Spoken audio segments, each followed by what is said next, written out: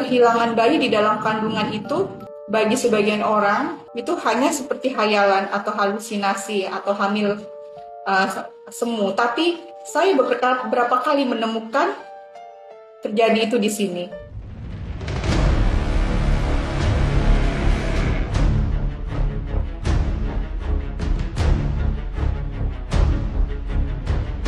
Kadang-kadang gini, kita tuh kalau mendiagnosis kehamilan itu tidak mudah ya. Karena apa? Karena kan sebenarnya ada tanda-tanda yang pasti dan tanda-tanda yang tidak pasti. Contoh tanda-tanda yang tidak pasti itu adalah terlambat satu ya. Kadang-kadang orang merasa bahwa saya terlambat menstruasi, saya pasti hamil. Orang Indonesia punya kecenderungan kalau berhubungan dengan seksualitas dan sebagainya, termasuk ini kan sebenarnya adalah isu seksualitas ya, tentang kehamilan dan sebagainya, itu kayak bisa aja orang tuh gini, ketika ada 5-10 orang berkomentar yang sama, orang lebih cenderung akan percaya kepada komentar 10 orang ini, padahal logiknya salah. Kehamilan itu merupakan hal yang menyenangkan bagi seorang pasangan suami istri, dan mungkin hal-hal yang didambakan, ya kan? Lalu momen-momen ini dan ekspektasi-ekspektasi ini, ya kadang di beberapa orang ada yang disikapi dan di ekspektasinya berlebihan. Segitu dahsyatnya memang pemikiran-pemikiran psikologis gitu ya. Apa yang kita pikirkan itu bisa mempengaruhi fisik kita, itu nyata. Ya, jadi itu bukan setan lah atau apa gitu ya.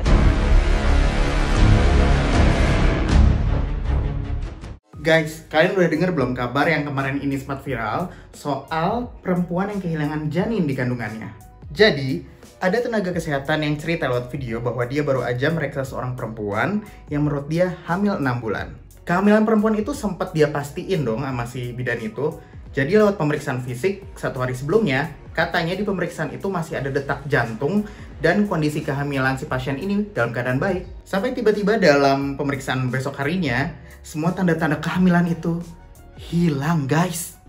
Jadi ibu ini berasal dari pedalaman daerah perkebunan. Jadi ibu ini bekerja di perkebunan. Orang berasal dari Nias, ya.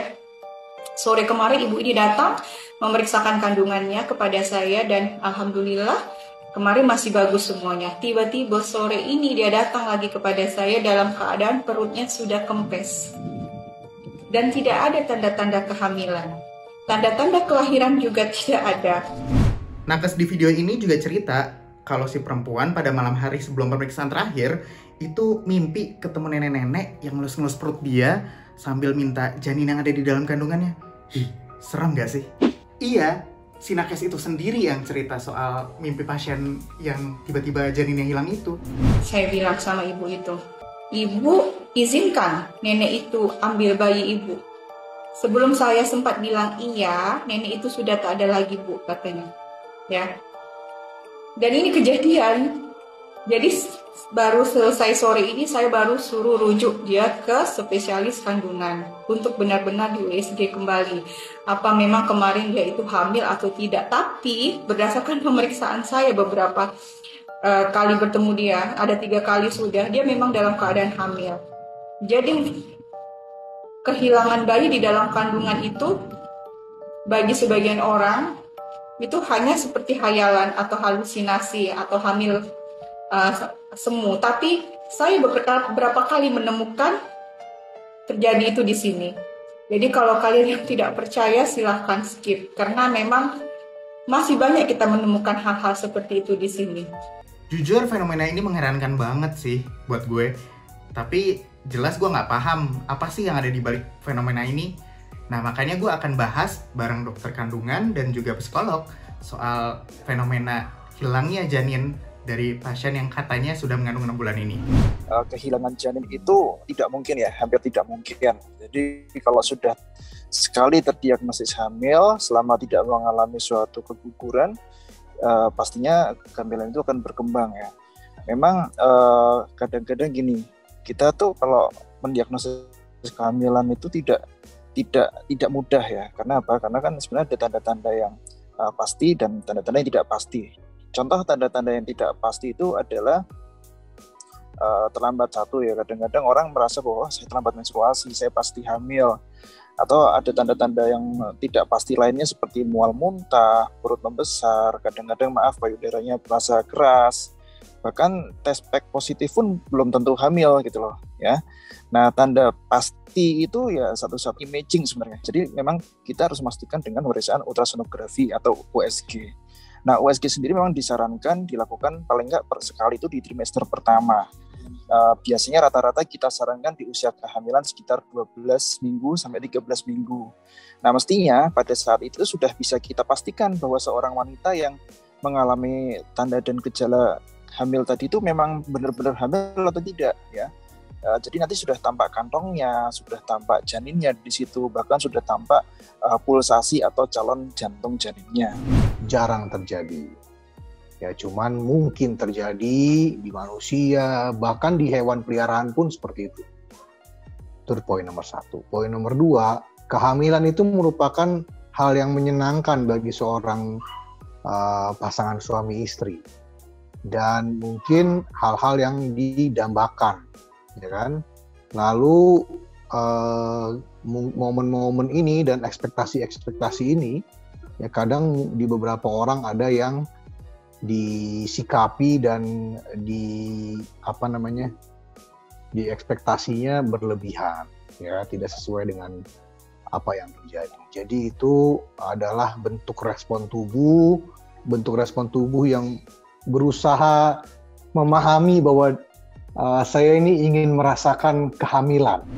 Bagaimana dengan pemeriksaan fisik seperti katakanlah detak jantung? Kadang-kadang kita tidak punya alat USG. Kita mendengarkan detak jantung janin itu menggunakan alat yang kita sebut sebagai Doppler atau Lennec ya. Kalau Lennec itu manual, kalau Doppler itu pakai alat khusus seperti ultrasound tapi hanya mengeluarkan suara. Nah, masalahnya ketika kita mendengarkan detak jantung itu belum tentu detak jantung baby. Ya, bisa saja yang kita dengarkan selama ini adalah detak jantung dari ibunya sendiri karena suaranya mirip. Biasanya ini juga dihinggapi kriteria-kriterianya itu pada pasien-pasien yang sosial ekonominya rendah, pendidikannya rendah, ya kan? Dan biasanya daerah-daerah pedesaan yang tidak banyak mendapatkan edukasi. Oleh karena itu ini kita berusaha membuka fenomena ini supaya yang lain mendengar melalui kanal YouTube ini dan mengetahui bahwa ada seperti ini. Pseudokiesis ya. Jadi itu memang perasaan atau rasa yang dirasakan oleh seorang wanita. Jadi dia tuh merasa sedang hamil. Dia merasa sedang hamil ditandai dengan tidak menstruasi tadi, ditandai dengan gejala-gejala tidak khas seperti mual muntah, ditandai dengan mungkin perutnya jadi membesar. Nah, pokoknya prinsipnya dia merasa bahwa saya itu hamil gitu loh, dan setelah dicek, setelah dipastikan ternyata belum tentu hamil, itu loh ceritanya. Itu kalau yang kita sebut sebagai kehamilan palsu atau kehamilan semu ya. Kita mengenal memang ada penyakit-penyakit mulai sebelum jadi pseudo gitu ya, pseudo disorder atau pseudo gangguan lah gitu ya. Kita tuh juga mengenal ada namanya psikosomatis. Psikosomatis itu masalah-masalah psikologis yang mempengaruhi fisik, gitu ya. Di mana misalnya kita sebenarnya tertekan, gitu ya, sama pekerjaan, teman-teman, situasi, tapi kita malah kenanya sakit mah. Ya, itu kan adalah psikosomatis, gitu ya. Jadi hal-hal psikologis yang mempengaruhi fisik. Nah, memang dari psikosomatis ini bisa menjadi sebuah pseudo apapun, gitu ya. Itu karena willingness gitu ya, atau secara psikologis keinginan yang sangat kuat dari seorang individu. Nah, bicara mengenai kehamilan semu itu memang seringkali dialami ya, itu pada wanita yang biasanya sangat mengharapkan anak ya, sangat mengharapkan putra dan putri. Umurnya biasanya di usia yang sudah lanjut, misalnya 40 tahun ke atas, masih sangat mengharapkan putra dan putri. Nah, itu secara psikologis kadang-kadang mempengaruhi hormonal. Saking kepengennya dia punya anak, seluruh tubuhnya itu benar-benar mengkondisikan dia ya seperti dia sedang hamil. Jadi kalau misalnya dites pakai tes yang saya tadi nggak bisa sebut namanya ya gitu, misalnya dites kehamilan gitu ya, dia positif gitu. Sampai bahkan susunya juga berefek sedemikian rupa gitu. segitu dahsyatnya memang pemikiran-pemikiran psikologis gitu ya. Apa yang kita pikirkan itu bisa mempengaruhi fisik kita, itu nyata. Ya, jadi itu bukan setan lah atau apa gitu ya. Ya, jadi jangan kita ambil mistisnya bahwa ternyata ini diambil genderuwo, ternyata ini diambil wewe gombel, kalau di daerah kan gitu biasanya kan.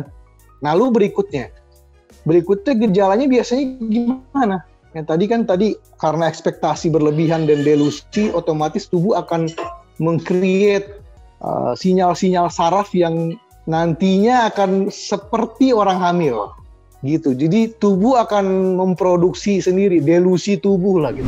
Orang itu punya kecenderungan Mas untuk berusaha semua tuh harus bisa dijelaskan.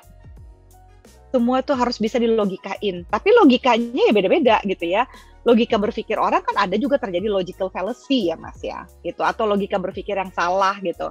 Tapi pada dasarnya kan sebenarnya ini adalah masalah logika berpikir, tidak edukasi gitu ya, plus budaya gitu. Dimana basically semua manusia gitu ya pasti berusaha harus memahami sesuatu. Segala sesuatu harus punya penjelasannya.